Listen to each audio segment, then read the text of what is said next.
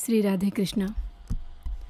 सनातन धर्म के अनुसार समय कभी रुकता नहीं है, ये हमेशा चलता ही रहता है। इसके अनुसार हर जीवात्मा एक शरीर धारण करती है। इस शरीर के साथ तो जीवात्मा पृथ्वी पर अपना जीवन बिताती है और पृथ्वी पर अपना जीवन काल पूरा करने के बाद वह आत्मा अपने शरीर को त्याग कर इस लोक से विदा ले लेती है। सनातन धर्म में ग्रंथों के अनुसार हर जीवात्मा के आगे की नियति और भविष्य पृथ्वी पर उसके द्वारा किए गए कर्मों पर निर्भर करती है। धर्म ग्रंथों के अनुसार जीवात्मा को उसके द्वारा किए गए कर्मों के अनुसार स्वर्ग या नरक की प्राप्ति होती है, जिसके बाद वो पृथ्वी पे कष्ट भोग के पुनः जन्म लेती है और जन्म मृत्यु के चक्र में उलझी रहती है। लेकिन इससे कुछ पवित्र जीवात्माएं ऐसी भी हैं जो जन्म और मृत्यु के बंधन से हमेशा के लिए मुक्त हो जाती हैं और परम धाम की ओर प्रस्थान करती हैं। वैकुंठ धाम, जिसे भगवान विष्णु का धाम कहा गया है, पवित्र जीवात्मा अंततः परमात्मा भगवान हो जाती है और परम धाम की ओर प्रस्थान करती है। वैकुंठ धाम, जिसे भगवान विष्णु का धाम कहा गया है, पवित्र परमात्मा भगवान श्री हरि विष्णु में समाहित हो जाती है। जैसे एक नदी अंततः समुद्र में समाहित हो जाती है, उसी तरह जीवात्मा का परमात्मा में समाहित हो जाना ही मोक्ष कहा गया है। पर आखिर में वैकुंठ धाम है कहाँ और यह कैसे पहुँचा जा सकता है, आज हम जानेंगे इस वीडियो के माध्यम से। इस वीडियो को लाइक करें, शेयर करें, साथ ही चैनल को सब्सक्राइब करें। हम ऐसे कई लोग ये जानते हैं कि तीनों लोकों के स्वामी भगवान शिव हैं, पर क्या आप जानते हैं कि ये तीन लोक कौन से हैं? सबसे पहले है पृथ्वी लोक यानी भूलोक, जहाँ सभी जीवात्माएं अलग अलग शरीर में निवास करती हैं। पृथ्वी के नीचे आता है नर्कलोक, जहाँ दुष्ट और पापी जीवात्माओं का स्थान है। नर्कलोक के कई स्थान हैं, जिसमें अतल, वितल, सुतल, तलातल, महातल, रसातल और अंत में पाताल है। पृथ्वी लोक के ऊपर आता है वह लोक जहाँ पुण्य और दिव्य आत्माओं का स्थान है। इसमें भी अलग अलग स्तर हैं, जैसे दुमलोक, स्वर्गलोक, महरलोक, जनलोक, तपोलोक, ब्रह्मालोक और अंत में सबसे ऊपर है वैकुंठ लोक, जिसे हम परम धाम कहते हैं। नित्य धाम, गोलोक धाम, सातत पद इत्यादि। अगर वैकुंठ लोक की स्थिति की बात की जाए तो यह हमारे ब्रह्मांड के बाहर है। आए देखें कैसे। भगवत पुराण के अनुसार वैकुंठ की दिशा ध्रुवतारे यानी पोल स्टार की ओर बताई गई है। ध्रुवतारा शब्द राशि तारा मंडल में स्थित है। इस तारा मंडल को ओर्सा माइनर कॉन्स्टेलेशन भी कहते हैं। ध्रुव तारा हमारे सूर्य से अधिक बड़ा है और सूर्य से 4 गहरा गुना ज़्यादा चमकीला है। पृथ्वी यानी भूलोक के ऊपर जिस ध्रुवलोक की चर्चा अभी हमने की थी, ध्रुव तारा उसी ध्रुवलोक को दर्शाता है। ध्रुवलोक में शब्द ऋषि और सिद्ध मुनिजन निवास करते हैं। आकाश में ध्रुव तारे की स्थिति हमेशा एक जैसी ही रहती है। पृथ्वी के किसी भी हिस्से में देखने पर यह हमेशा उत्तर दिशा में ही दिखाई पड़ता है। ध्रुव तारा यानी पोल स्टार, यह पृथ्वी से लगभग 433 लाइट ईयर्स यानी 433 प्रकाश वर्ष है।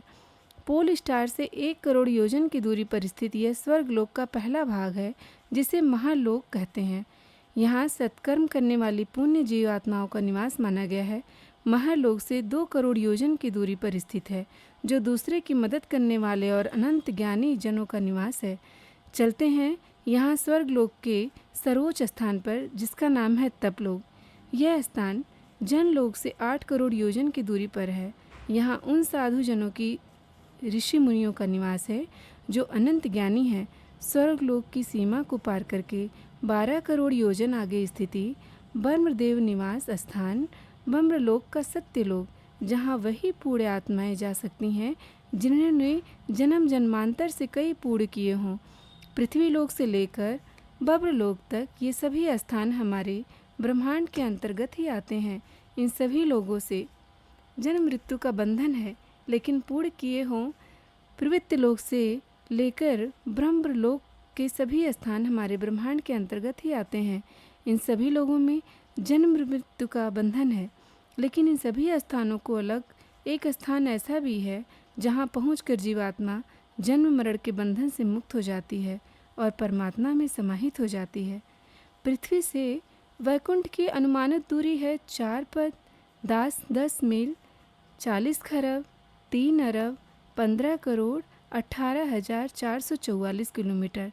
तो क्या हम कभी वैकुंठ तक पहुंच सकते हैं? इसलिए इसका पता लगाते हैं। वैसे तो हम ब्रह्मांड में सबसे ज़्यादा स्पीड प्रकाश यानी लाइट की होती है, लेकिन मनुष्य के पास लाइट की स्पीड से चलने वाला कोई विमान नहीं है। मनुष्य द्वारा अब तक का सबसे तेज गति से चलने वाला अंतरिक्ष यान है। नासा के अनुसार बताया गया पार्कर सोलर प्रोब जो 1 घंटे में 6,35,000 किलोमीटर की दूरी तय कर सकता है। अगर इस गति से भी वैकुंठ की ओर चलते हैं तो भी हमें वहां तक पहुंचने में 12,000 वर्ष 12 लाख लग जाएगा। इसका मतलब यह है कि हम इस गति से भी वैकुंठ की ओर चलते हैं तो भी हमें वह पहुंचाने में 12 लाख वर्षों तक का सफ़र तय करना पड़ेगा।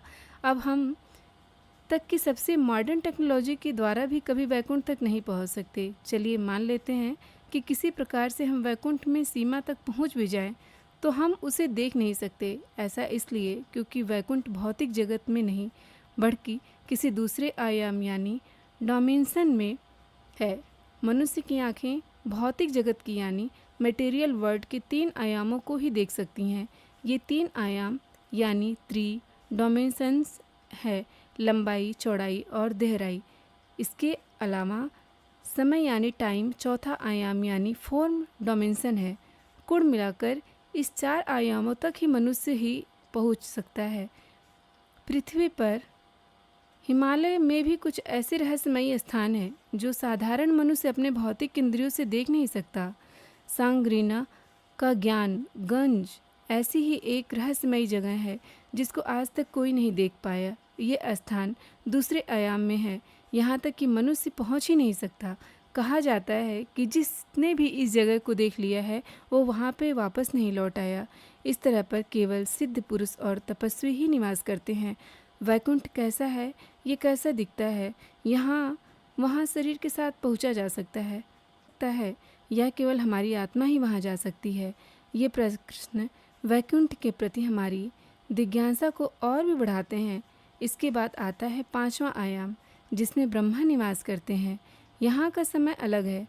इसके पास 6ठे आयाम में महाविष्णु का निवास है। महाविष्णु के 3 प्रकार हैं, कारणोदक साय विष्णु, गर्भोदक साय विष्णु और सरयोदक साय विष्णु। इनमें से कारणोदक साय विष्णु तत्व यानी एंगी की मैटर का निर्माण करती है, जिनसे सभी 5 आयाम बनते हैं। सभी ब्रह्मांड इसमें समाहित हैं।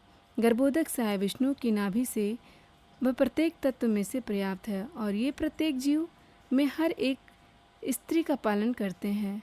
जीव हर एक श्रुति का पालन करते हैं। अगर बात करें 7वें आयाम की तो इसका नाम है सत्ययाम, जहाँ पोचक मनुष्य देवताएं की श्रेणी में चला जाता है। 8वें आयाम का नाम है कैलाश। इस आयाम में भगवान शिव अपने भौतिक रूप शंकर के रूप विराजमान रहते हैं। इनका काम है पिछले सभी 7 आयामों का संतुलन बनाए रखना। इसके बाद आता है 9वां आयाम जहाँ पर वैकुंठ स्थिति है। इसका कोई रूप नहीं। इस आयाम को संचालित करते हैं भगवान शिव। कैसा है वैकुंठ लोक और कैसा है वहाँ का जीवन, आइए जानते हैं। वैकुंठ अत्यंत सुंदर स्थान है। यहाँ पर रहने वालों का जीवन भी अत्यंत सुंदर है, इतना सुंदर जिसकी कल्पना भी नहीं की जा सकती। यहाँ पहुँचने को भी मोक्ष कहा जाता है। यहाँ पर पहुंचकर आत्मा को एक दिव्य शरीर प्राप्त हो जाती है, साथ ही वह जन्म मृत्यु के बंधन से फिर छूट जाती है। पुराणों के अनुसार वैकुंठ में किसी प्रकार की निष्क्रियता, निराशा और दरिद्रता धानी नहीं है। वैकुंठ नगरी में 4 द्वार हैं। पुराणों के द्वार पर चंद्र प्रचंड नामक द्वारपाल, पश्चिम द्वार पर जय विजय, उत्तर के द्वार पर धाता विधाता और दक्षिण के द्वार पर पार प्रंद सुभद्र हैं। इन सभी में जय विजय जो द्वारपाल हैं, जिनको सनकादिक मुड़ि के शराब के कारण 3 बार असुर योनि को जन्म लेने का श्राप मिला था। इसी कारण से जय विजय सती युग में हिरण्यकश्यप और हिरण्याक्ष के रूप में, त्रेता युग में रावण और कुकर्ण के रूप में और द्वापर युग में शिशुपाल और दंत वक्र के रूप में जन्म लिया था। और हर युग में भगवान विष्णु ने अवतार लेकर अपने द्वारपालों का आसुर योनों से मुक्ति दिलवाई। वैकुंठ में भगवान विष्णु अपनी अर्धांगिनी माता लक्ष्मी के साथ निवास करते हैं। वैकुंठ लोक में अनेक जनपद हैं। सभी जनपद रत्नों में जड़ित महलों में विमानों में संबोधित है। वैकुंठ में अपनी जगह बनाने वाले लोग इन महलों में हर प्रकार की सुविधा के बीच अनेक प्रकार की वस्तुओं से पूर्ण सुखमय जीवन व्यतीत करते हैं।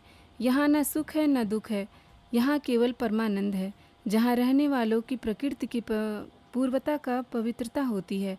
वैकुंठ सूर्य, अग्नि या बिजली आदि से प्रकाशित नहीं होता। वैकुंठ सूर्य, अग्नि या बिजली आदि से प्रकाशित नहीं होता। यहाँ रहने वाले लोग हमेशा युवा और सुंदर दिखाई देते हैं। भगवत गीता में 15वें अध्याय के 6 श्लोक में श्री कृष्ण अर्जुन से कहते हैं, तोदा सते सूर्यो सांसकौ न पावक यद्गत्वा न निर्वर्तन्ते तद्धाम परमात्मम। अर्थात उसे न सूर्य प्रकाशित कर सकता है, न चंद्रमा, और न ही अपनी जिसे प्राप्त कर मनुष्य पुनः संसार में नहीं लौटते, वह मेरा परम धाम है। 9वें आयाम में स्थित वैकुंठ के अलावा पृथ्वी पर कुछ ऐसे स्थान हैं जिनके वैकुंठ कहा गया है। धरती पर बद्रीनाथ, जगन्नाथपुरी, द्वारिकापुरी को वैकुंठ धाम कहा जाता है। भगवान श्री कृष्ण ने द्वारिकापुरी के बाद एक और नगर की स्थापना की थी जिसका नाम वैकुंठ था। ये वैकुंठ नगरी अरावली की पहाड़ियों में कहीं पर बसाई गई है। इस नगरी में साधारण मनुष्य नहीं बल्कि सिद्ध साधु महात्मा रहते हैं। हालांकि इस नगरी का कोई प्रमाण आज नहीं मिला है। वैकुंठ जैसे दिव्य स्थान तक हम अपने शरीर द्वारा नहीं पहुंच सकते। इसको प्राप्त करने के लिए मनुष्य को उच्च कोटि का आध्यात्मिक उन्नति प्राप्त करनी होगी और अपने जीवन को उच्च कोटि का बनाना होगा। कलयुग में यह सब अच्छे कर्मों और प्रभु के नाम से ही संभव है। जब मनुष्य वैकुंठ जाने की योग्यता प्राप्त कर लेता है तो उसकी मृत्यु के बाद भगवान विष्णु के दूत उस जीवात्मा को अपने साथ ले जाते हैं। शास्त्रों के अनुसार वैकुंठ के 9वें आयाम तक पहुंचने से पहले वरवा नाम की नदी आती है। यह नदी 9वें आयाम की बाहरी आवरण है। ये नदी वैकुंठ के बाहर की भौतिक दुनिया और वैकुंठ की आध्यात्मिक दुनिया को विजवट करती है। इस आध्यात्मिक दुनिया में पहुंचकर पर जीवात्मा जन्म मरण के बंधन से मुक्त होकर वैकुंठ को प्राप्त करती है और परमात्मा में विलीन हो जाती है। आज की वीडियो पसंद आई होंगी। कमेंट में जय श्री हरे विष्णु अवश्य लिखें। साथ ही वीडियो को लाइक और शेयर करें और चैनल को सब्सक्राइब करें। मिलते हैं अगली वीडियो में। नमस्कार, जय महाकाल, राधे कृष्णा।